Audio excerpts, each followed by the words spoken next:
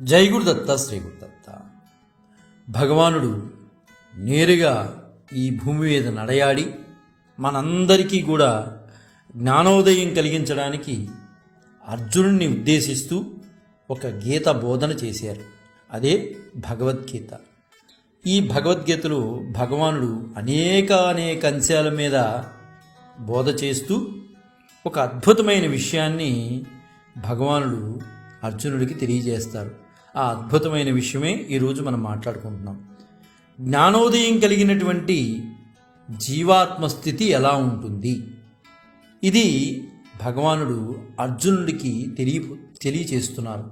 ఏ విధంగా తెలియజేస్తున్నారంటే, ఏషా బ్రాహ్మీ స్థితి పార్థ నైనాం ప్రాప్య విముహ్యతి స్థిత్వాస్యామంతకాలేపి బ్రహ్మ నిర్వాణముచ్యతి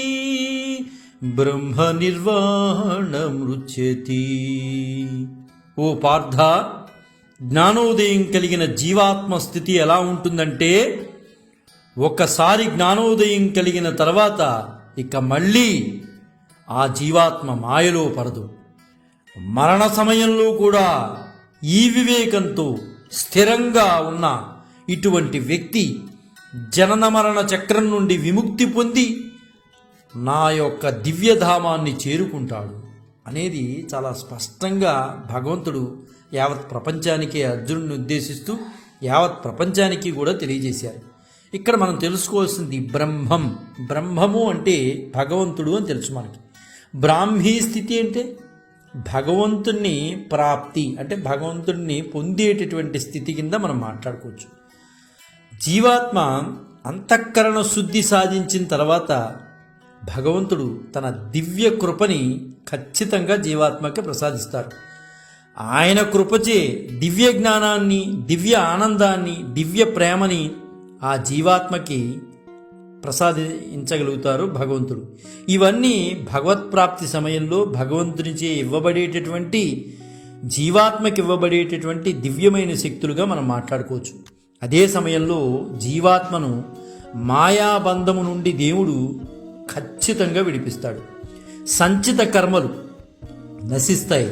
అవిద్య అంటే భౌతిక ప్రపంచంలో గడిపిన అనంత జన్మల్లో నుండి లోపాలున్న అజ్ఞానం పోగొట్టబడుతుంది. భౌతిక ప్రకృతి త్రిగుణముల యొక్క ప్రభావం అంతరించిపోతుంది. భౌతిక పరిస్థితిలో ఉన్న త్రిదోషములు ముగుస్తాయి. పంచక్లేశములు అంటే ప్రాపంచిక బుద్ధి యొక్క 5 దోషాలు నశించిపోతాయి. పంచకోశములు భస్మమైపోతాయి.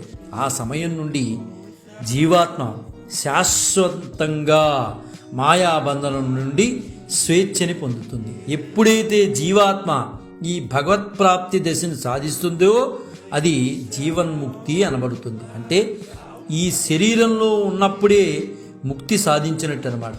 తర్వాత మరణ సమయంలో ముక్త జీవాత్మ అంతిమంగా తన భౌతిక శరీరాన్ని త్యజించి భగవంతుని పరమపదాన్ని చేరుకుంటుంది. మనకి ఇదే విషయాన్ని ఋగ్వేదం కూడా ఎంత చక్కగా తెలియజేస్తోంది. తద్విష్ణు పరమం పదం సదా పశ్యంతి సూరయః. ఒకసారి జీవాత్మ భగవంతుని చేరిన తర్వాత అది ఎల్లప్పుడూ దేవునితో కూడే ఉంటుంది.